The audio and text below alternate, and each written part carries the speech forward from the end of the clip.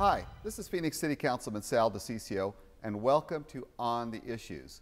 Today we have a very important program, and this program is going to focus on the proposal that you're going to be seeing this August, dealing with a $33 billion tax and spend proposal by the City of Phoenix that they're going to ask you your opinion on, and through a way of an election, and where you have $161 million is the cost of just 1 mile of the rail line.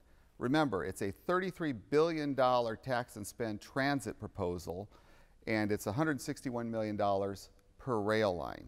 Now, I've got two guests with me, Leonard Gilroy from the Reason Foundation and Roy Miller, who has been an activist involved in transportation issues for over 30 years in our community. I'm going to have them talk about what happened within the community, within their group that was part of this proposal, and where they felt that there was literally people were just trying to come through and just cram through this proposal so that the citizens would have exactly what you're seeing today without any real thought out process in there. So let me cover with you this proposal that you're going to be seeing, this $33 billion tax and spend proposal that the mayor and others on the council, the Phoenix politicians, are going to be pushing upon our citizenry.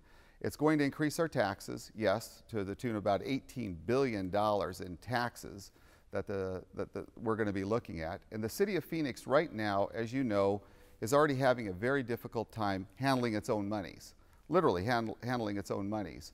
The pensions are out of control. We've got more money in the City of Phoenix coffers today than we've ever had in our history, but the City of Phoenix is only one of two cities in the entire valley that's facing a financial problem.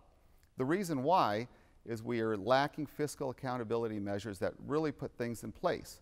So what the Phoenix politicians are going to be doing, they're going to be asking you and your family to put up more money, $33 billion more, in order for them to get their train system in place, which we already know will not bring in the economic development that they're talking about.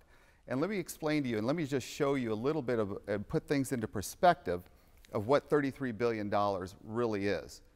For $33 billion, we could literally double our general fund, double the amount of police officers, double the amount of firefighters on our streets, double our park system that we have right now, double that, but for the cost of a train in the City of Phoenix.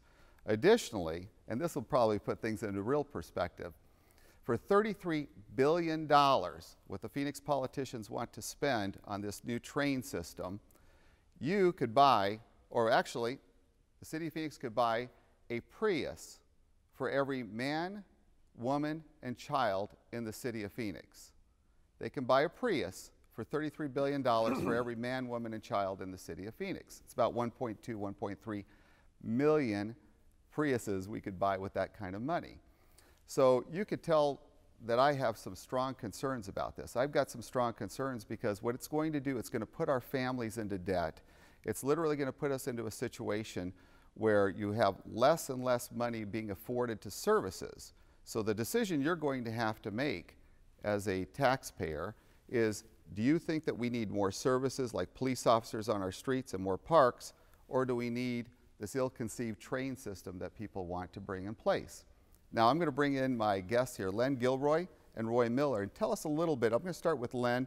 You're with the Reason Foundation. You take a look. You're a think tank that looks at these types of projects, but you were also on the committee that was involved in putting this plan together. You voted against the plan.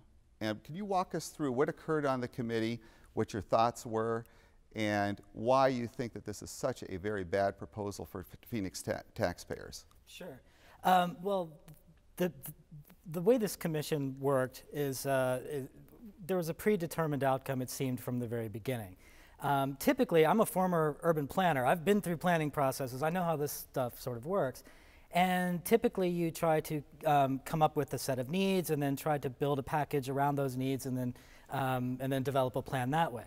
Here, in this case, it seemed like what we got from the very beginning was a staff-driven proposal, a wish list, if you will, of projects that have been on the books or desired for a long time, and our job was essentially, it was never really stated as such, but our job was essentially to figure out a way to fund it.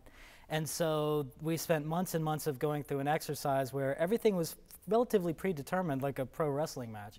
And that's, of course, that's the kind of, if that's the input you have, that's the output you're going to get, is a you know, the same wish list of projects that the staff and the advocates have been pushing for a long time. Well, what's interesting in this whole process is that the media has not even keyed in on how this was contrived and how it was put together.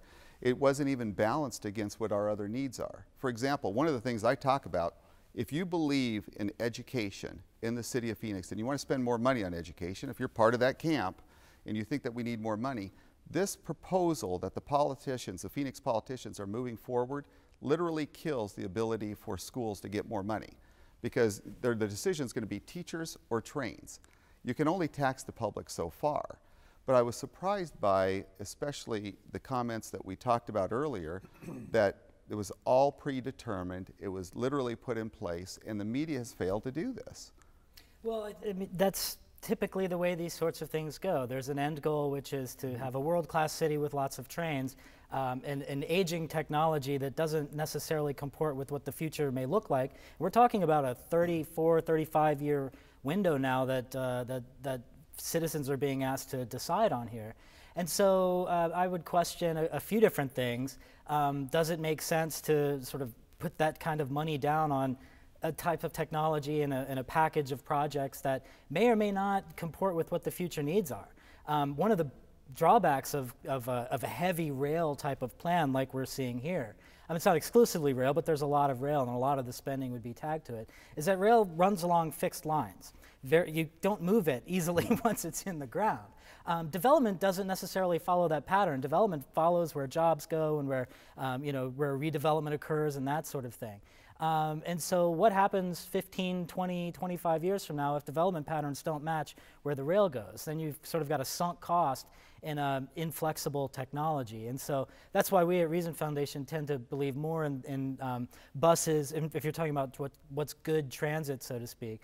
Buses, bus rapid transit, those sorts of things, which are, you can build 3 to 9 times as much sort of bus rapid transit infrastructure as you can per mile of rail. And you mentioned the high cost of rail. And that's a much more flexible type of technology where you can move and adapt to how development patterns change. Did anyone on the side that was proposing this even bring up the concept that you're literally going to be taking money away from schools because there's only a certain amount of tax dollars you could do out there in order to build this train system that the Phoenix politicians have been pushing? Did anyone bring it up? Go ahead. No, they didn't. And this is Roy Miller, a transit individual who's been involved in mass transit and transit issues, transportation issues for over 30 years. Go ahead, Right. Roy.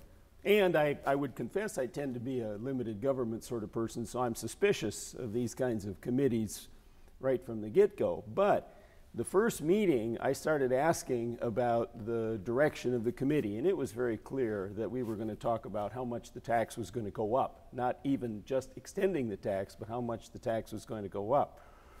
And so it appeared to me to be rigged from day one, and so I started bringing up issues like you just mentioned. Look at all this money. Don't we have other needs? And I brought up the police.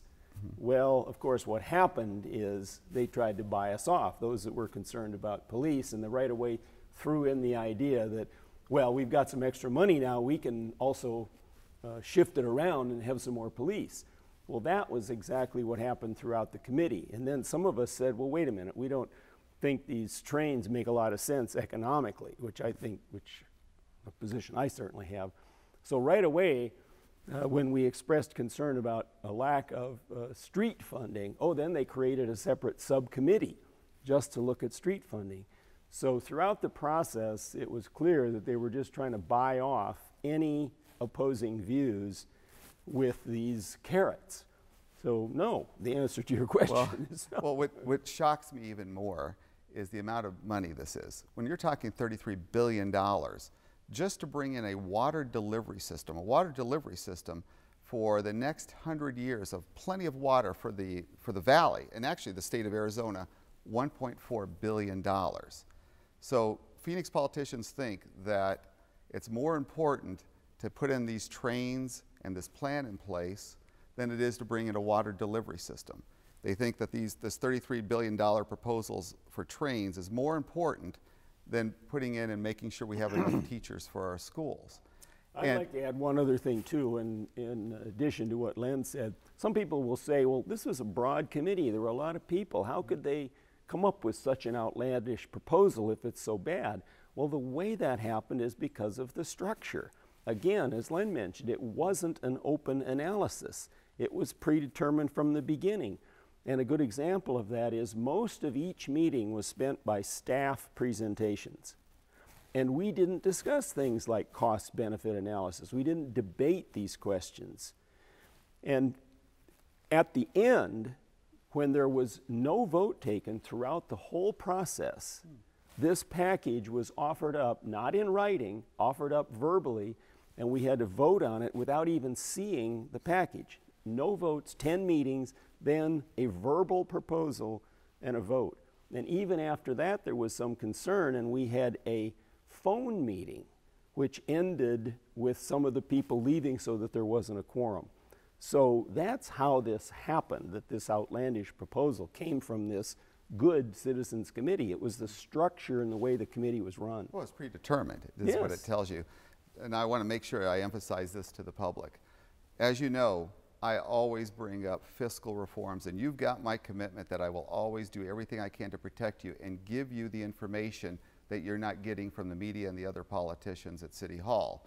It's important for you to understand what happened with this committee and how and why you're going to be seeing a $33 billion tax and spend proposal when we have so many other needs, why they want to spend $33 billion on trains and these other ideas that are outlandish, and how and why they're going to be contrived to set it up to where you're going to think that it's equating to a cup of coffee.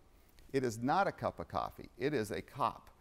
And I want you to think about that, because the decision you're going to be making is, do you spend $33 billion on a train system that's outdated and done through a committee that literally was predetermined, and now you're going to be sold on this bill of goods?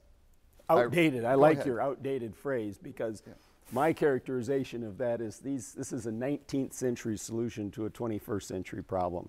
I mean, rail is not the future of transportation. I think we all know that. So why are we spending $161 million a mile to extend the rail? That is crazy. Well, let me walk you through a poll that was done. There was an independent poll conducted that showed only 35% of the public support this. Only 35%.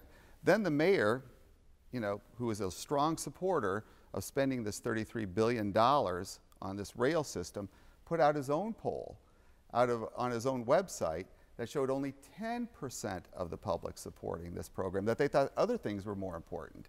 But still, the politicians are going to push this thing through when the public is saying, no way, sit back, deal with your own finances first. And it brings up the whole issue that I brought up at the very beginning of this, is how can the public entrust the Phoenix politicians that can't even manage their own budget?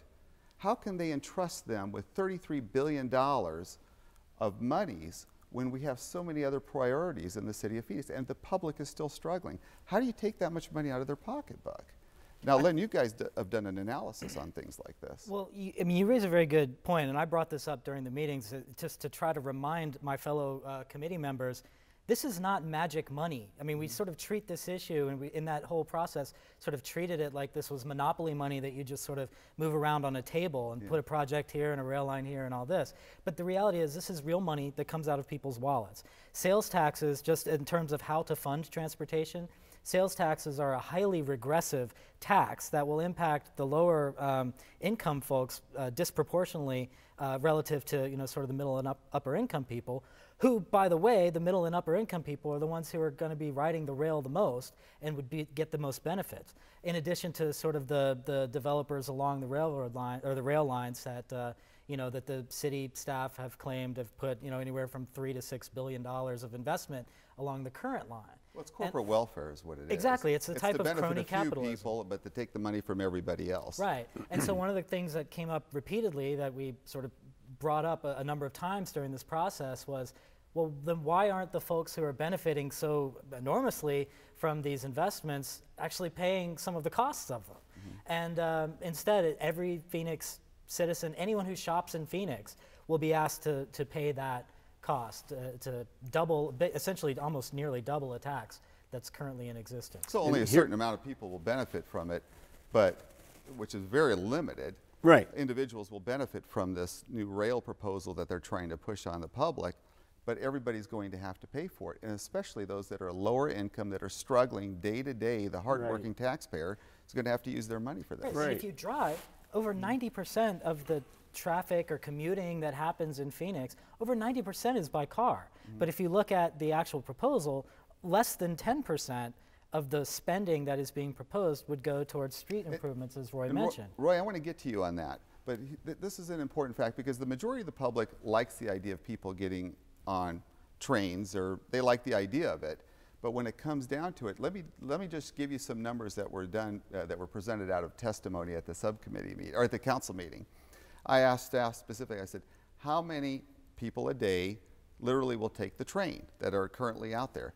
Per mile, it's about 2,000 people per mile. Now you think, oh, 2,000, that's a lot, but it's not. Because then I asked city staff, I said, how many people a day drive on our neighborhood street, our local neighborhood street outside of our front door? They said, about 2,000. So you're only going to be taking off the streets about 2,000 people. So the public as a whole likes the idea of people being able to get on transit. We all do. But the problem is the way that this plan was put together, one, was done predetermined. Two, it is such a large overreach when the city of Phoenix can't even handle its own monies. Right. Go ahead, Roy. We live in a growing valley. You mentioned our budget's already bigger than it ever has been. But those tax revenues keep going up because we live in a growing valley. So it's not like if you don't vote for this $30 billion, you won't get more money. No, we will get more money, lots more money. And so this is in addition to the normal growth in revenue. And my point on the committee was I wanted a chance to say, isn't there a way we can live within our budget? I mean, we've got growing revenues. Can't we come up with a transportation plan that lives within the budget? It's like that wasn't even considered. Well, because it was predetermined. And I want to key in on this with the public out there. I want you to understand what's happening behind closed doors at City Hall, what's happening behind the scenes that for whatever reason the media has not keyed in on, is that these types of things are being done. These types of things are being done without really the true process that should be done, where a thorough analysis should have been done of what other options are out there. How much money is going to be taken away from teachers? How much money is going to be taken away from police and fire? What could we do with this extra money? And I'm going to encourage the public, please get a hold of my office and get on my email list. You know, we have close to 211,000 people now on our email list, and 23,000 people on our social media. I'm really going to strongly encourage you to do that, because it's the only way you're going to get this information. You're not going to get it from reading the newspaper. It's just not out there. The reporter that's covering this has done an excellent job, but it's hard to get into this type of information as well. Right. It really is, because the public needs to know this. Here's another point I would make about the committee, again, so that the public can understand. These are good people. So again, how did we come up with this outlandish proposal? Well, I believe if we had done the kind of proper analysis that, for example, looked at one option, what could we do that lives within the budget, the growing budget? What could we do? I think if we had come up with that as one option, it might not have been the one that passed with the majority vote, but it certainly would have gotten a lot more than 4 out of 35 votes, you know. So I think that we simply didn't consider a lot of the options we should have considered. Well, because it was predetermined. And here's, I mean, again, it goes back to those 2 independent polls. Well, one was an independent poll that was done by a group out there to see how many people would really support this $33 billion tax and spend proposal. And when they brought up the $161 million per mile for rail, those numbers dwindled quickly. That was only 35%. Then when Mayor Stanton, who's a strong supporter of spending this $33 billion, put out his own, hey, what do you think is important public? Only 10% of the public that he polled said that this was important. So at the end of the day, we know where the public is on this. Right. The question is where are they going to be pushed in a direction by the, the politicians and all the money that's going to come into this? Right. There's going to be a lot of money poured in to support the proposal because there's going to be very few people that are going to benefit from this $33 billion. And I think that's another question the public needs to ask itself. Can I throw in another point here that Sure. I brought up repeatedly during this whole process? This is not the first time that citizens have been asked to go to the polls and sort of make a decision on transportation. You know, we can't talk about elections. No, I'm just saying that this is a common thing in both Phoenix and Maricopa County. And it's interesting that it seems to me that what's being set up here is the same dynamic that has happened the last two times this question has sort of gone out there. Both times, Transit 2000 in Phoenix, and then also Prop 400, which was a countywide transportation tax. You have the same dynamic, which is essentially over-promising what the benefits will be, and then ultimately, after passage, under-delivering in terms of revenues. That, you know, it's easy to walk into a debate like this and say, oh, it's going to be, you know, $30-some billion. But the reality is the same projections were used the last two times these sorts of questions have gone before voters.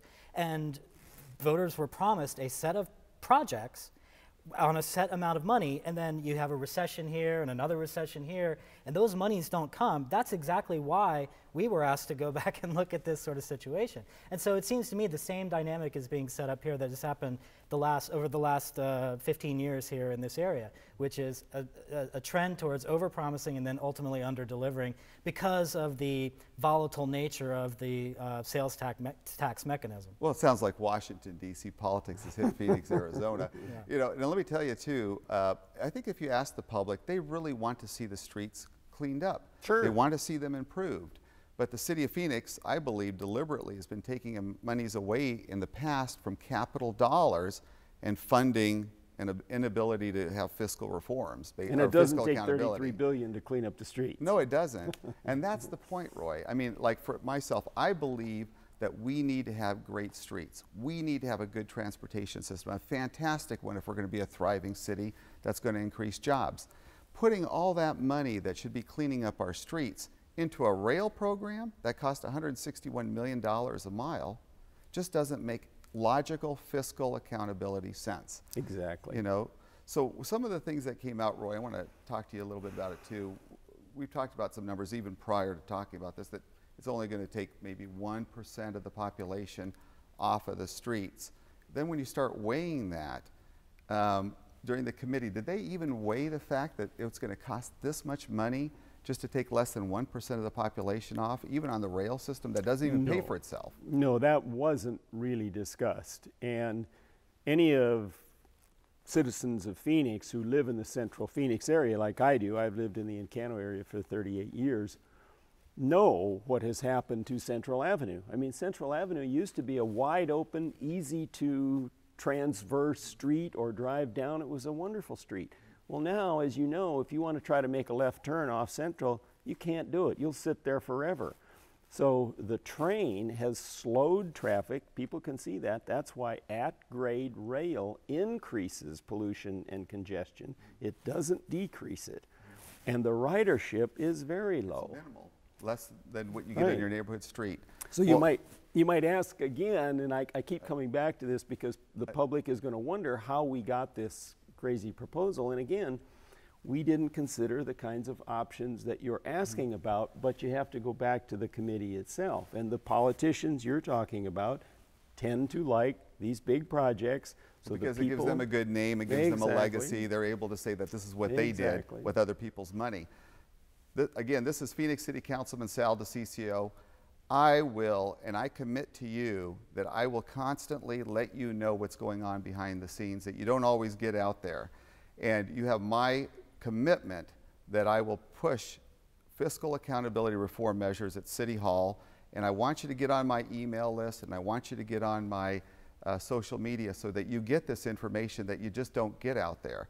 I want to thank Roy Miller, transportation advocate, for being on the program. Len Gilroy with the Reason Foundation, thank you for doing this. Thank you, Sal. Thank you. And I'll tell you, this is going to create a stir out there in the public when they start to hear that all this stuff was predetermined ahead of time, and the way that this committee handled themselves, and why the politicians are pushing this $33 billion tax and spend proposal where light rail costs $161 million a mile. Amen. Thank you for showing up today.